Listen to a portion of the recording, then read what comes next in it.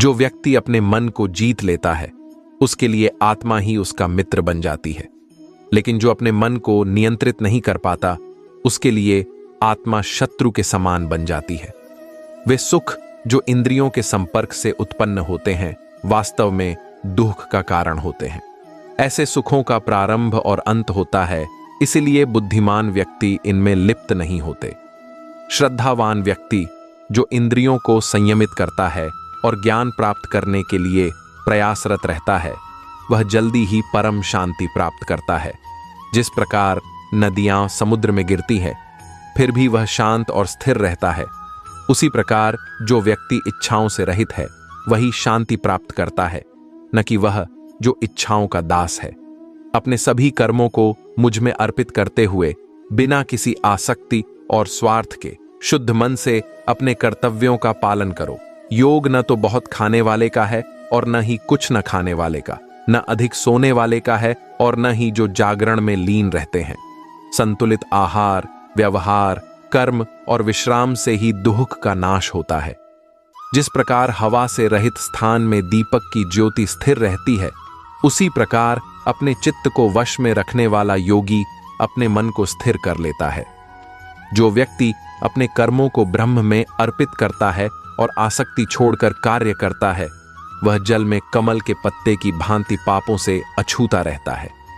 जिसने अपने मन को जीत लिया है और जो शांत है, उसके लिए परमात्मा हर स्थिति में समान है, चाहे वह सुख दुख, गर्मी ठंड या मान अपमान हो।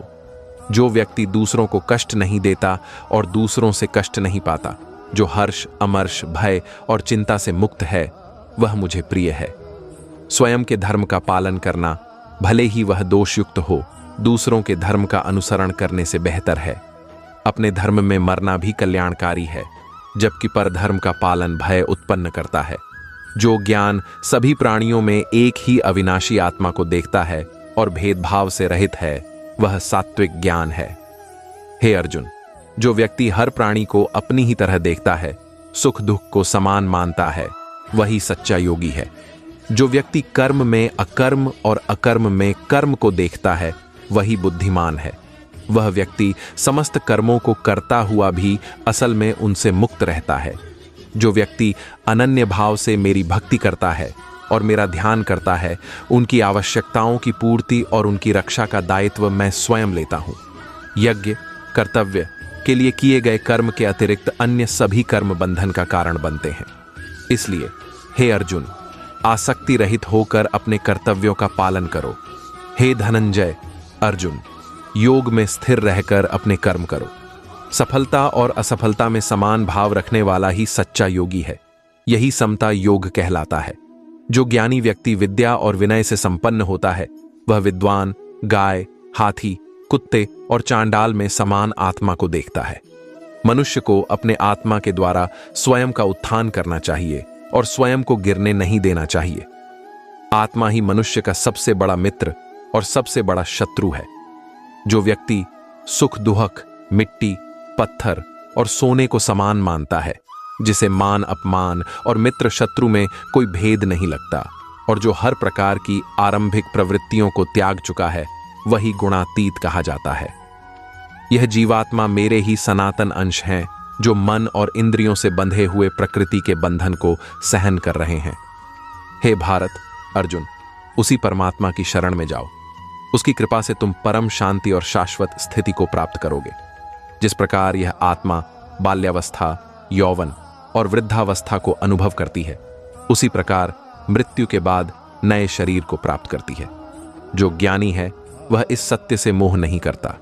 जो व्यक्ति शरीर छोड़ने से पहले ही काम और क्रोध से उत्पन्न वेग को सहन कर लेता है, वही सच्चा योगी है और वही सुखी है। जो व्यक्ति अनासक्त है, पवित्र है, चतुर है, तटस्थ है, चिंता से मुक्त है और सभी आरंभिक प्रवृत्तियों का त्याग कर चुका है, वह मेरा प्रिय भक्त है। जो व्यक्ति सभी प्राणियों में स्थित अविनाशी परमेश्वर को देखता है, वह सच्चा दृष्टा है। वह जानता है कि परमात्मा नष्ट होने वाले शरीरों में भी अचल रहता है। जो व्यक्ति सभी प्राणियों में स्थित अविनाशी परमेश्वर को देखता है, वह सच्चा दृष्टा है। वह जानता है कि परमात्मा नष्ट होने वाले शरीरों में भी अचल रहता है।